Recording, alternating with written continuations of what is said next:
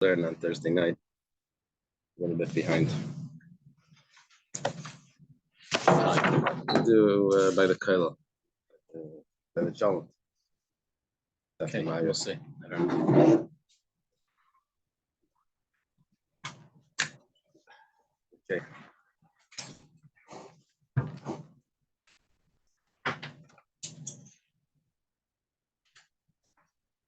We're gonna start on the bottom of Tesvav Amud Aleph, the bottom line. That's 15A. What's wrong? There's something wrong with the. Oh, it's underneath that chair. Underneath the last chair.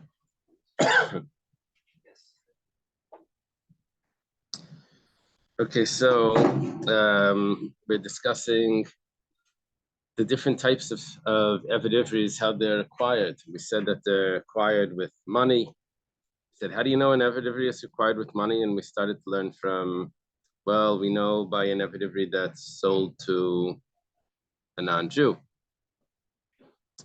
We said, well, that wasn't good enough for us. What about, we know for an evidivry that's sold by a Bezdin? So that's not good enough. So it's fine because we have sacher.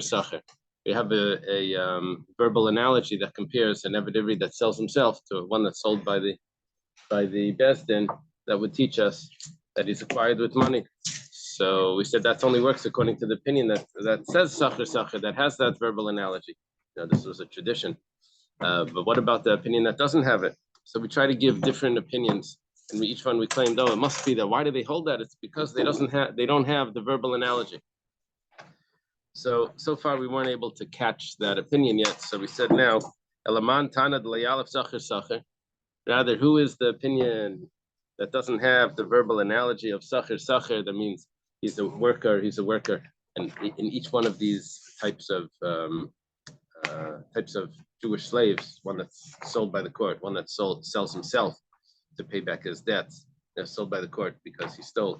It uses the word sacher, which tells me that the laws of this apply to that, which would teach me that he's acquired with money.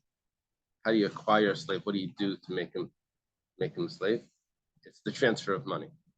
Well, Mantanad Layal Sacher, who's the one that doesn't say this? That we learn from Sacher, that we have that verbal analogy that compares the two. Rebbe, it's the opinion of Rebbe. The Tanya, because it was taught in the Braisa, Vimla Yigal Be'ela. Quotes the passage. Now we're on 15b. Yeah.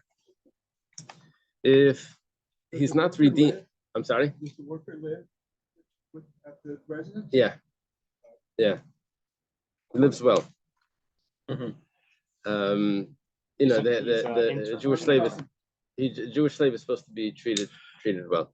But now we're talking about, we quote a verse that's discussing a Jewish slave that's purchased by a non-Jew.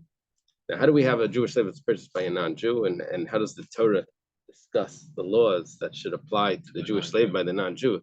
The non-Jew will do whatever he wants. He doesn't have the Torah. We're talking about a non-Jew that's living in Israel that's accepted on himself the laws of the Torah that would apply to him. He's not a half. He's not a Jew. He's a Toshav. He lives there. So, but what would be the laws, the monetary laws, and all of this? How would it apply? So it says that if a Jewish slave is sold to a non-Jew, so it says it could be redeemed by his relatives.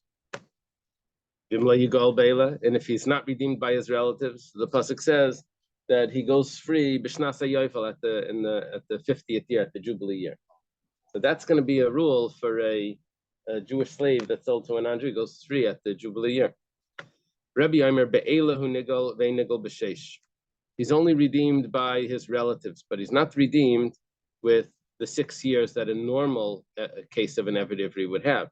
Normally, an evidivri, a Jewish slave, goes out after 6 years. He doesn't have the 6 years. Sheyachol, because I could have thought differently. V'alei dinhu. Some people take out these words. They don't keep this thing, doorpost. Right, it goes without that. Yeah. That's what it sounds like. Without getting the ear pierced, he still stays for.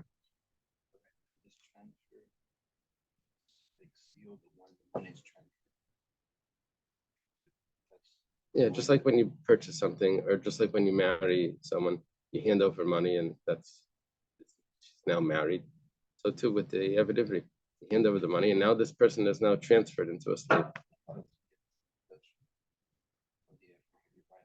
Oh, so that's called chazaka.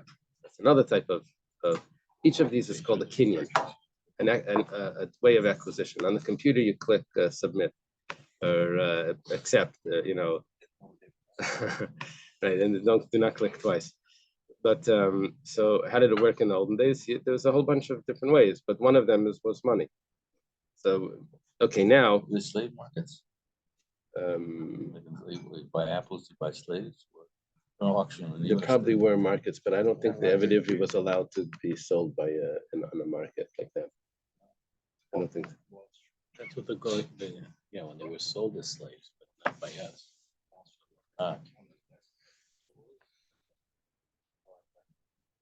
Yeah.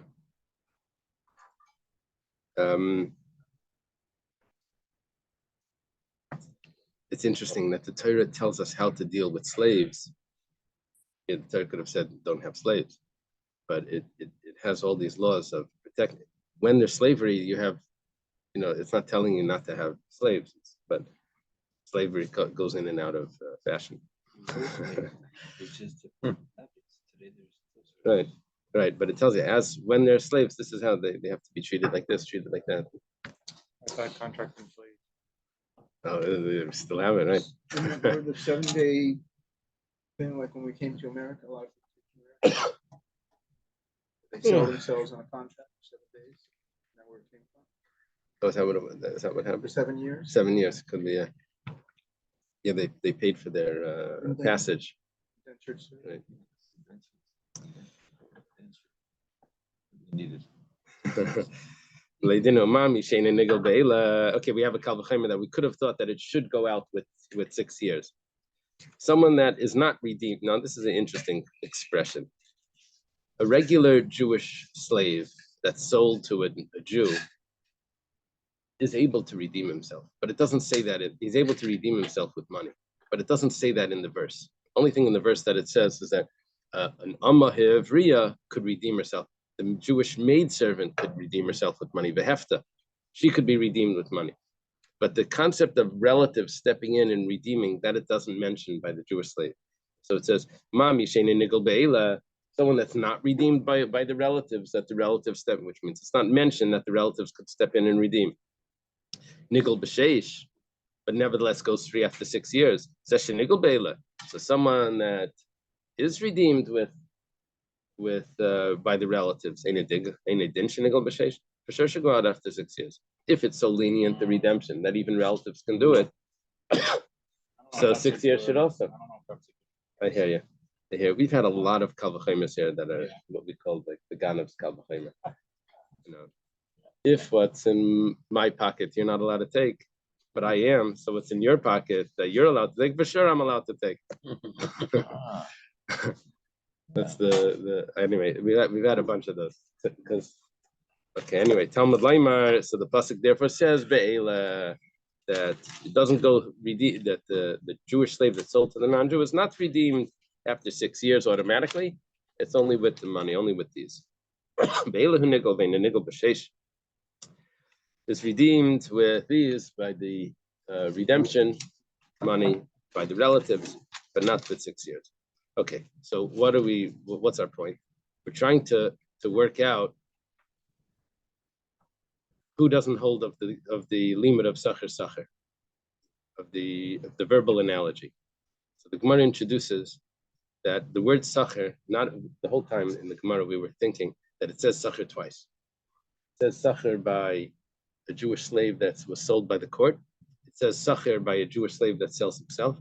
Now the Gemara introduces a third sacher. A third sacher. It says the Jewish slave that's sold to the non-Jew. Now it goes like this: and if it would enter your mind that we would say that there's a verbal analogy anywhere where it says the word sacher, the laws of all the other things are going to apply. So why does it say imam and this one that's not redeemed with these, which means that a regular Jewish slave is not redeemed with redemption money. only with 6 years, right? That's what we said. It's only the Jewish slave that's sold to the non-Jew that's redeemed by the relatives with redemption money. So he says, what are you talking about? Nelef sacher sacher. Of course, he's redeemed with redemption money. We have sacher sacher, just like by the Jewish slave that's sold to the non-Jew, redemption money by the relatives would redeem him. So to the Jewish slave that's sold to a Jew, redemption money would redeem him. So we already have it. So you have no kal v'chomer. How does Rebbe say this kal v'chomer? It must be that he doesn't have sacher sacher. Rav Nachman bar Yitzchak. Rav Nachman bar Yitzchak says, "Lo'elam yalev sacher sacher." Really, Rebbe has sacher sacher, and all the laws do apply. So why over here did we say that it doesn't apply? Shani hachad amakra yigalenu. It says that he redeems yigalenu. Yigalenu. He redeems him. He redeems him. Yigalenu. He redeems him. Lozev alayla acher. He redeems him, but not someone else. In other words, that yigalenu, nu with the dot and the nun, changes it from from them to him. So they redeem him means only him, and not anyone else. So in other words, even though sacher sacher would tell me that all the laws apply from one to another, it all goes under the same. All the laws are mixed together, but because it says yigalenu, that only he gets redeemed and not the others, and therefore we would have had a kal v'chomer that that maybe he should go out after 6 years, etc. Okay. We basically lost the sacher sacher once again. This is like our third or fourth attempt. And now the Gemara says, Uman Tana de Palagala de Rebbe. You mentioned Rebbe over here. Rebbe has this whole discussion about Eila, that he gets redeemed with these. If he's not redeemed with these, then he goes free by the Yoivel. Now, who argues with Rebbe about this interpretation of Eila? These is just Pesach, no? Yeah, which means the relative. We were learning so far, we meant the relatives.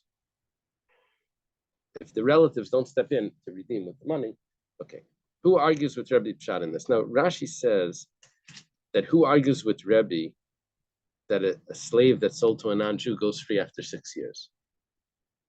Now, as I read through the Gemara, I didn't see that that's what the Gemara concludes, that these people are going to say that, but maybe you'll see something that I didn't catch, Levi, here. I didn't figure. I left this like as a question. I said maybe someone will.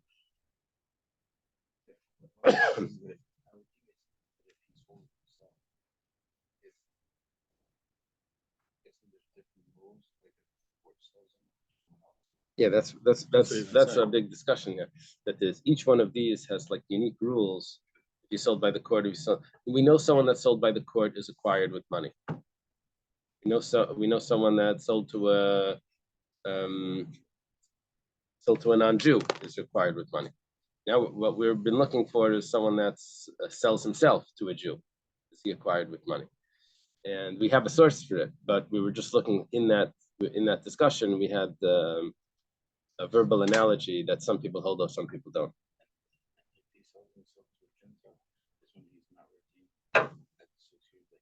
Yeah. And now we're asking, who says that he is redeemed after the 6 years, even when he's sold to a Gentile? That's where Rashi says the question. Man Tana de Pligela de Rabbi see Rashi the Pliga Vamri de Nimkalev Chav Yetz L'Sheish. And they say that he goes out after 6 years. Who's going to say this? Oh, it's not in the pasuk. Right. It's not in the pasuk. It implies the opposite. Right. Exactly. Very good.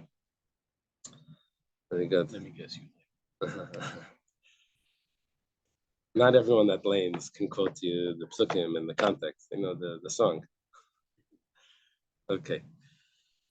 Yeah, it's all good.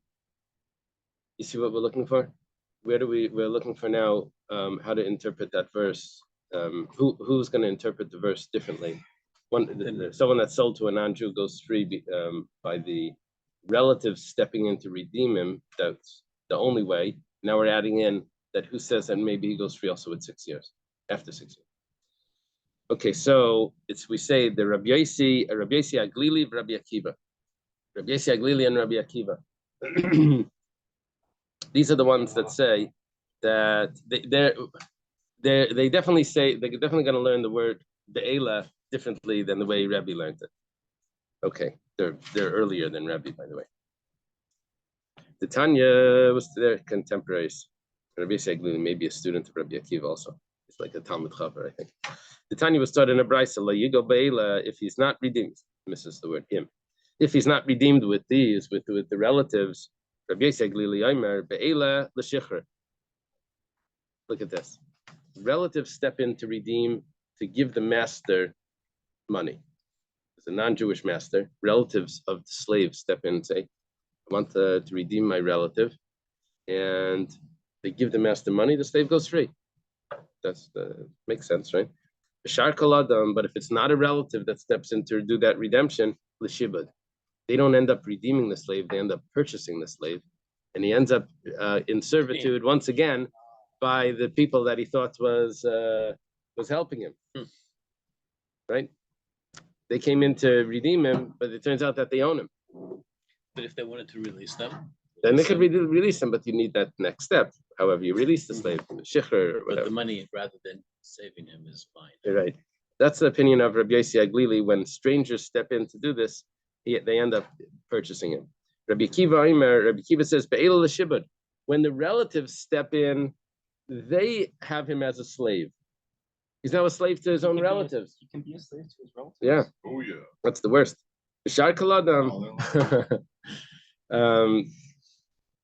Someone else steps in, l'shichrer, then he goes free. He was a little counterintuitive.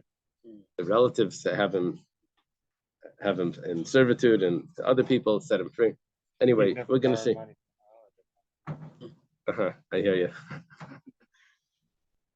My time of the Rabbi Yossi Aglili. What's the reason for Rabbi Yossi Aglili? Okay, so the logic we'll get to later. But right now we're going to look at verses to see like how this Amakra. He quotes the verse.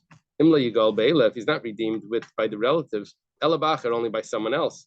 Then he goes free by the Yovel. So what Rabbi Yossi Aglili does is he says, and if he's not redeemed by the relatives, and then he adds in 2 words, only by someone else, he goes free by the Yovel. That means he has to wait in servitude. Now, that's not the way we read the verse. We read the verse, and if he's not redeemed, then he stays as a slave. Without a time frame. Until Yovel. They're reading it, and if he's not redeemed by these, then he goes free by the Yovel. If he's not redeemed by the relatives, but he's redeemed by someone else, then he goes free by the Yovel. What about by the original owner himself? Maybe they would say that he goes free by after 6 years. Maybe that's what. Okay, that's what Rashi meant. The relatives by the Yovel. If the relatives redeem him, then he goes free when they redeem him. But if someone else redeems him, according to Rabbi Yossi Aglili, he goes into servitude by then, and then he stays by them until Yovel. Why would the purchase from a non-Jew be different than purchase from a person himself? Purchase from a non-Jew. So basically, he's instituting a case where somebody else comes along, buys the slave off the non-Jew, and then he has to stay until he has, as opposed to somebody else coming along, buying the slave off the slave, Right. and then he only has to stay for 6 years. Yeah. Why would it be different? Yeah, I don't know. But based on the No, verses, I'm saying right. it's after purchase. You purchased by a Jewish person, you're made there for 6 years. Right. Nobody says if you're redeemed by the Yid, relatives. it's by the It's Yid. not a redemption, it's a purchase. Yeah, Only right, you go there, right, yeah. only the family can redeem it. The intention.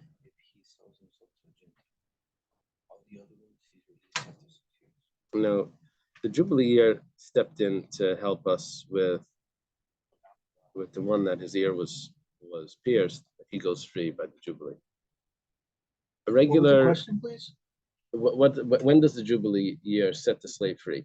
So we were using the Jubilee year for when he was supposed to stay for 50 years, that he goes free by the Jubilee year, even if it's not 50, even if but it's the 50th year, right? It's not forever, it's the 50th. What happens if he's within the 6 years and it becomes the 6 years of him being sold? It's not 6 years of Shemitah years, right? It's 6 years of him being sold, and the Jubilee year shows up, and he also goes free. Did we learn that clearly? I think we said that. Right. We It's said not that. the length of years, it's when the Jubilee year. So the Jubilee year would set everyone free. But the 6 years itself set someone free. So now we're saying, I think, according to what we're learning, is that when he was sold to the non-Jew, he could be redeemed by relatives or 6 years. If someone else steps in and purchases him not the relative, then he stays by that one for 50 years. Still the Yovel. Okay. Levi's asking, why is he staying for 50 years? It's out. Oh, yes, he also was asking. Why is this different? Basically, he's now being compared to the Nirtza. It stays for longer. Rabbi Akiva says, Imla Yigal Be'ela. Sorry. Imla Yigal Ela Be'ela. If he's redeemed, if he's not redeemed, only by these. If he's only redeemed by the relatives, then he has to wait by the relatives for 50 years. Because the relatives actually purchased him when they redeemed him. They redeemed him from the non-Jew, and now he's a slave by the relatives. Now, the next words, Rav Yossi Glili, according to the version on the side of my Gemara, it's supposed to be switched to Rabbi Akiva. Rabbi Akiva, midi ela be'ela ksiv. Does it say ela be'ela? Does the pasuk say? The pasuk says if he's not redeemed by the relatives, and you say if he's not redeemed only by the relatives, which means he's not redeemed by anyone else but by the relatives. You're changing the verse. Excuse me. Ella b'haikra kameflagi. So now we say the pasuk must be based on something else. The machlekes must be based on something else. Another verse here. It says, Oy doida ben doida yigalenu. It's in the same section. It says if his uncle or his cousin redeem him, zegulas kreifim. That's talking about a redemption by relatives. Oy hisiga yadai, or his hand grasps, which means that he's able to come up with the funds to redeem himself. Zegulas atzmai. That's talking about that he redeems himself. Benigal, and he's redeemed in the passive. Zugulas acherim. That's talking about when someone else redeems him. Non-relatives, exactly. Right. Okay, now, in the verse, I have 3 redemptions. Starts with relatives on the top, his own redemption in the middle, and others, non-relatives at the end. So top, middle, and bottom. What happened to the words in the middle? Yeah, that's also relatives, I guess. It's the same halacha as the relatives. Rabbi Yossi Glili Savar Mikra Nidrish Lefanov. Rabbi Yossi holds that what I do is I look at the middle, what's it talking about, and then I go back and explain what I was talking about before. So I know one thing is that when he comes up with money and he redeems himself, I know that he's not putting himself into servitude to his own, to his becoming his own master. He's actually going free. There is no servitude when he redeems himself, right? Who would he be enslaved to? To himself? We call that free, right? So I know that the middle one definitely makes him free. So Rav Yossi says that I look at the middle one and then I go back and explain what was said before. Mikra nidrish lefanav. Shadei guulas kroivim agulas atzmai. I put the relatives with his own redemption. Magulas atzmai l'shecher. Just like when his own redemption he goes free. Avgulas kroivim l'shecher. Also, when the relatives redeem, he goes free. When does he stay as a slave? That's only what it says afterwards, is that when someone else comes and redeems him. Rabbi Akiva said, Rabbi Akiva says, no. I look at the middle one, and then I start reading downwards. And what it said before about the relatives, he stays in servitude. I put when others redeem him on his in continuation of his own redemption. Just like when he redeems himself, he's free. Also, when others redeem him, he goes free. Okay. That's the case. Be'ela lamali. Then why were you discussing Be'ela if you have the machlekes about something else? How did that? I'm sorry. How does v'nikel mean? V'nikel just means a passive. and he is redeemed. Randomly we stick in. So semicolon over there. why? That's referring to, yeah, it's like it's a limud. It's not a, That doesn't follow the pasuk. no. What it's saying is that it's adding in another type of redemption. So Isiki Yadai doesn't have any redemption, but Vinigal means No, somebody Hisiga else Yadai does. is for sure. He's totally redeemed. Hisiga Yadai is Gulas Atzmai. He redeems himself. Benigal. So if the pasuk would just say Isiki Yadai, then we'd be fine. You're saying the pasuk itself needs to say Benigal anyway, right? Yeah. Okay, you're asking on the drushas. I don't know. To look at the Malbim. Probably like Maybe we'll look it up. five or No, something. the Malbim has a way of explaining every drasha. Like, Do we learn that a master cannot sell his slave to another master or something? As releasing. I thought they can buy slaves, but I don't know about the Evidivri, how that was done. Did we learn about Because that's buying an In this Evidivri from case, one it master seems to like another? it's Did we this learn about that? Release, quote unquote, seems like a sale.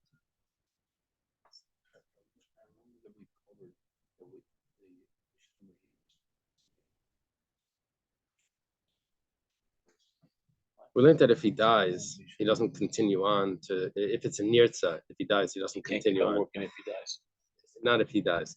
If the master dies, he doesn't continue to the inheritors. If Right, he's a nirtza. that we did mention.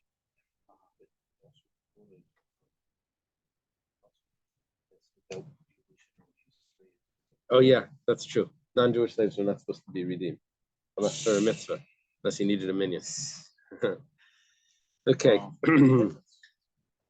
Yachi Be'ela Lamali. So if you have a whole other verse, why are you learning? Why are you saying Be'ela? You love Be'ela. Have a mina nidrus Be'ela fana Be'ela acher v'kol shicher. If not for the word Be'ela with these, if it's not redeemed by these, then I would have thought. Then I would have thought that everyone gets a redemption, not just that he's sold. Okay, so now 1 second. You started off with a question. How could Rabbi Akiva learn from Be'ela that it's only these? Doesn't say that in the pasuk. So he said, oh, it's another pasuk. So he said, if so, what do we need Be'ela for? So he said, yeah, that pasuk doesn't really tell me anything. I have to go back to Be'ela. So he said, okay, so now we're back to the original question. Be'ela, what you were telling me, Be'ela says, it doesn't really say. So, Ella Spisvara Kamiflagi. Rather, we're arguing about logic. Rabbi Yossi Glili holds, Mistabra Gula Sachem L'Shibud. When other people step in to purchase, they probably just want to purchase him. When other people step in to redeem him, they probably want to purchase him. Family or strangers? Strangers. The Amet L'Shicher, as if they're redeeming him, then they would probably not even step in. It's only the relatives that want to redeem him to actually redemption. Other people, why are they freeing him from the non-Jew? Because they want another slave. Rabbi Kiva says no, it's the opposite. When the relatives step in, that's the probable that they want him as a slave. Because right, because if you say that they set him free, if it's such relatives that are going to set him free every time, he's going to keep selling himself into slavery, making money, and is going to hope that his relatives step in and purchase him and buy him back. That's common. But some rich relative or a relative to rely on his rich relative to come in and save him from bad business deal. We have the street in rich about 10 relatives. people. Very good.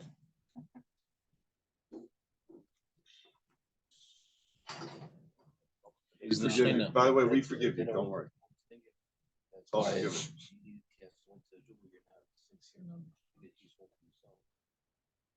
That's the wait till the jubilee. I mentioned, that's what I was thinking, that it's harsher, like, because he's one himself.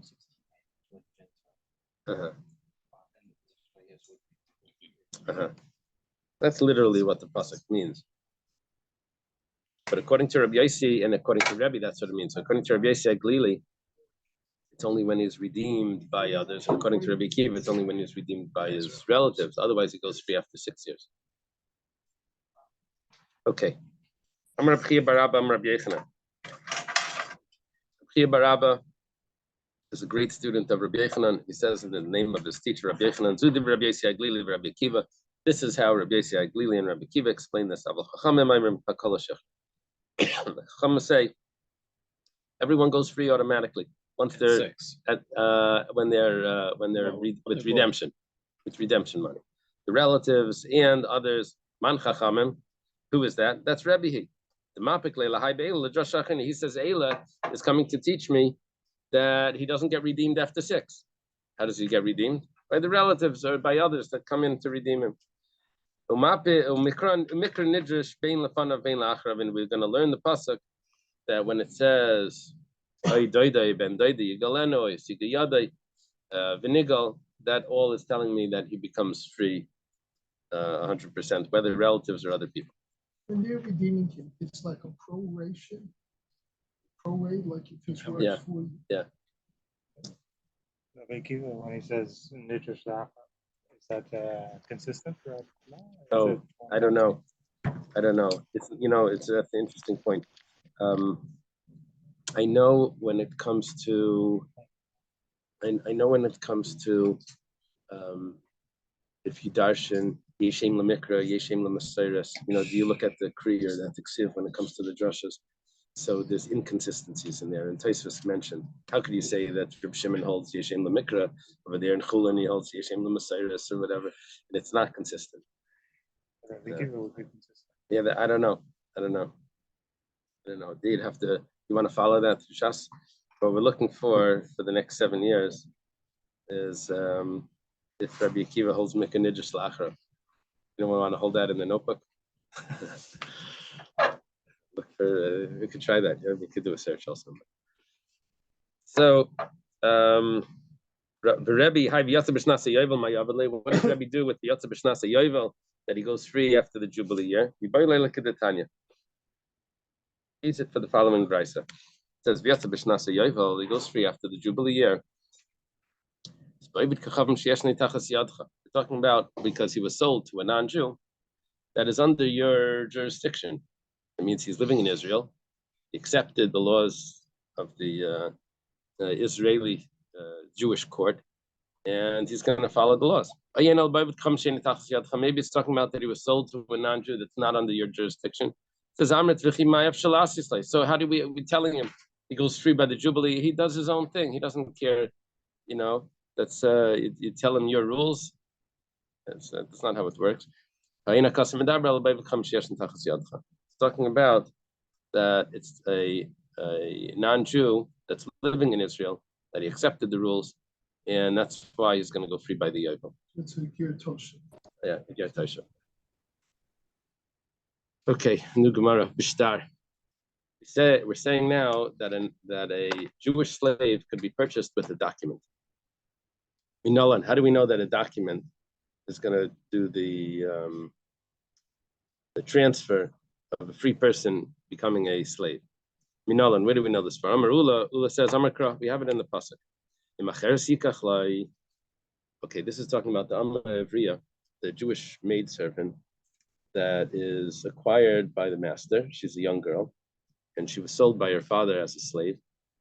Now, if the master marries her, or him or his son, so then very good, that's called Yiyud.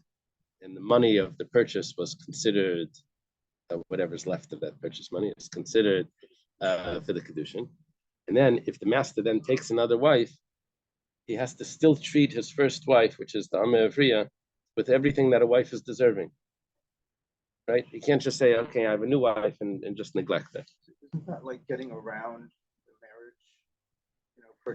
Basically purchasing a marriage. Yeah. And you're purchasing a slave, and you can get her cheaper. Yeah. Well, she's younger also. Right. Yeah.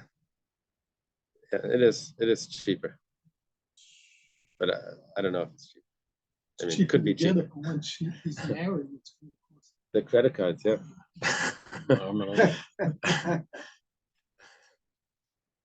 Okay. So actually, I don't know if it's cheaper because Kiddushin was a pruta. Here he's buying her for 6 years or something. It's probably more expensive. Yeah. Ikisha kasav la'acheres. I don't know if she has to agree. I'm not sure. The father sells her. I don't know if she has to agree. She has to agree to the marriage. Does she? She can be forced into marriage. I think so. The father can sell her to anyone. That was hard as As that a she doesn't marriage get as to- well. That she doesn't get to be married. Mian? Mia. That's only if the brothers sell her, not the father. But basically the father has those rights over her until she's 12 or 12 and a half. Yeah. Well,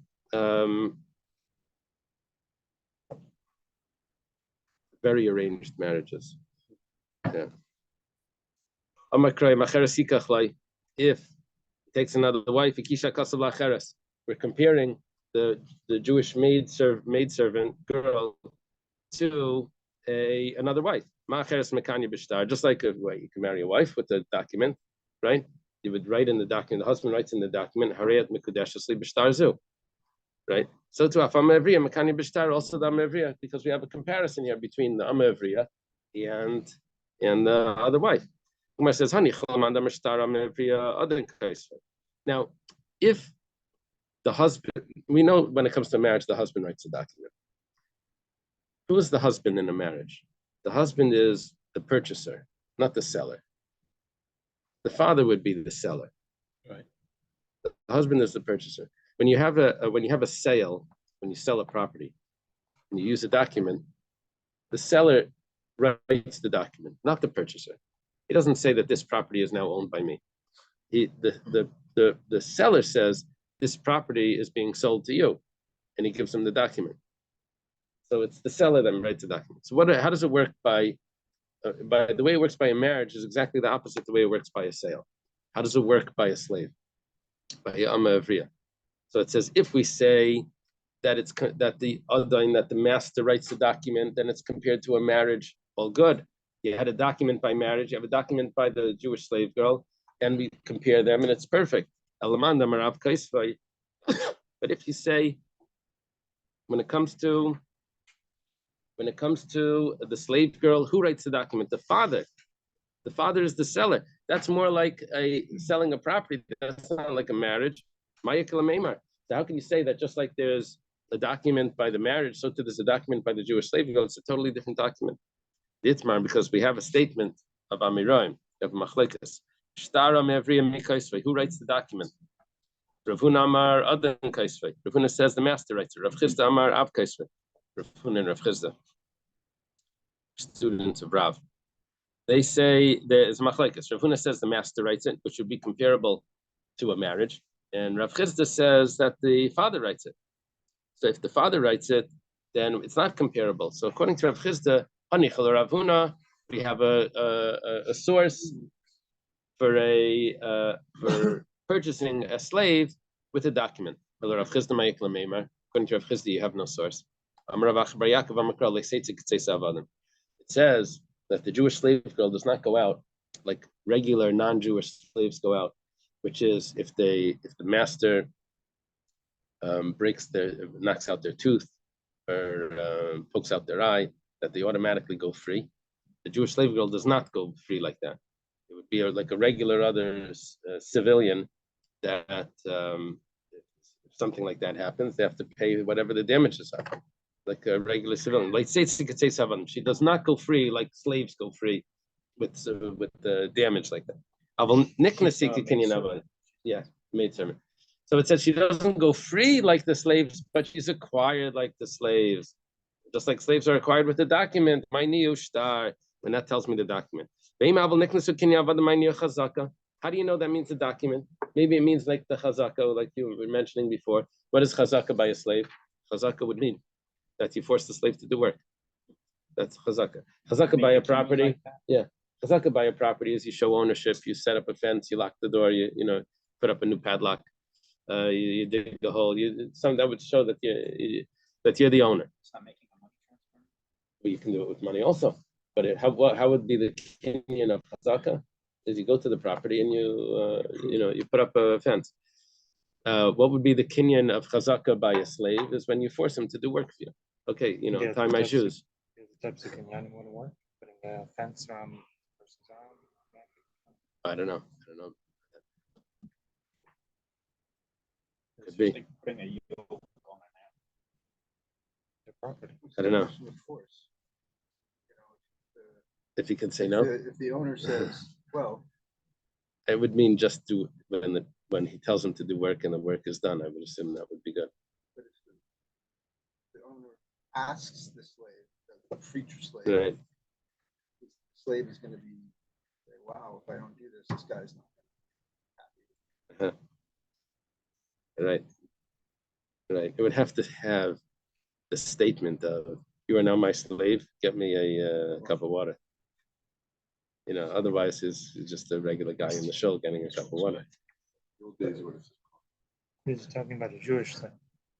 Not a We're Jewish slave, that's a learning Jew. the Jewish slave from the non-Jewish slave.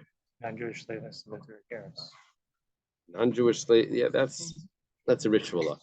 But the monetary aspect of it is the kinyan. And the kinyan could be with chazaka or with the shtar, right? So when does it become a slave? By one of those. Kinyan and the shtar. What are you supposed to do with him? You're supposed to put him in the mikveh. Also, but that's So you can have an Eved Kanani that didn't live through here? monetarily, yeah. I assume so. So, Seems like a little bit of a loophole what do you mean? that you could have such a thing. Oh, no, well, it's the halach is that you have to put him like you buy a cup. You buy a cup. Who owns it? I own it, but I bought it from a non-Jew. I have to put it in the mikveh. So Ownership is not the same. So that's what we're saying exactly. Very good. The ownership of it is the kinyan. Now, when you're gonna use it and this and that, you have to go to the mikveh. So how do you use it? People going to use it. The going to the mikveh doesn't make it a yes or a no. It's you're going right. Right. Okay, I'm not going to argue. Amar Kra. So maybe it's chazaka. How do you know that it's a shtar? Amar Kra, the pasuk. It says that the slaves are inherited for you, for your children afterward. That means that you can't make a chazaka on a Jewish slave. Only a non-Jewish slave that you can make a chazaka.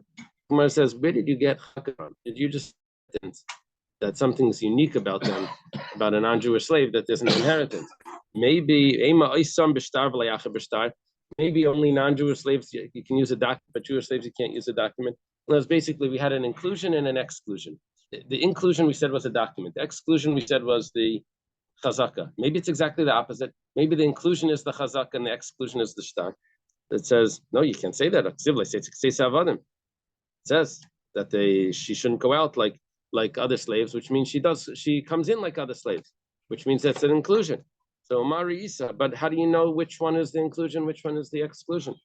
So Mistabra, Shtar Havalela Rabuye. It's more logical that the inclusion should be the document. Shekin Mitzia Babas Yisrael, because we know we use documents with Jewish girls, like for divorce or marriage. Rashi says, Shekin Machn. Taisva says, it could have said Shekin Machnes. The Gemara says Adarabba. Maybe it doesn't say might see. Maybe might see doesn't mean that you take out. Maybe might see means that we find, and then that would answer Taisva. It says mitzia. Mitzia means that you take her out, that she's taken out, which means divorce. Taisva asks, well, why didn't it say that? Because she could get married also, which is what we're talking about, a kinyan. We're not talking about how she goes free. So whatever the case is, the Gemara says, why is that so strong? You should use chazaka as the inclusion, because how do you acquire from a non-Jew? You can only acquire with chazaka if a convert passes away and you want to take the property, no one to give a document to take the property. You have to use chazaka. So Gemara says, but you don't find that by a marriage. Now over here, we're not really talking about marriage, we're talking about acquiring a slave. But by acquiring the slave girl, there is a partial marriage there because the master would marry her. Okay, so documents we find by marriage, and therefore documents are going to work. Another teretz is we can use the pasuk of imacheres to teach me that the limud is talking about the document. Remember, we had at the beginning, he says, if he takes another wife, he said that only works if he takes another wife. Did a comparison between the wife and the slave girl, and that teaches me that the marriage document works. So too, a document of acquiring a slave would work. We said that only fits according to Rav Huna. What about according to Rav Chisda? According to Rav Chisda, we have a whole other limud. But according to that, to Rav Chisda, maybe it's chazaka. It says no. Imacheres comes in to teach me, even according to Rav Chisda, comes in to teach me that it's talking about shtar. Rav Huna highlights what does Rav Huna do that she doesn't go out as another? The Jewish slave girl doesn't go out like a slave, but she comes in as a slave. Says that's coming to teach me that she doesn't go out with like a slave. That's just what the pasuk means. Rav Chisda, what does Rav Chisda say? He used it to teach me something else. He says, "Im kein lichtav kra leseitzi kavadim." My kitzeis avadim shma min atarti. When Rav Chisda, the extra word kitzeis is what's coming to teach me that first of all that you can use a document to acquire a slave, and also that she doesn't go free with a limb, with the injury to one of the limbs. Okay, so we'll leave it here. The reason I'm asking about Rabbi Kiva,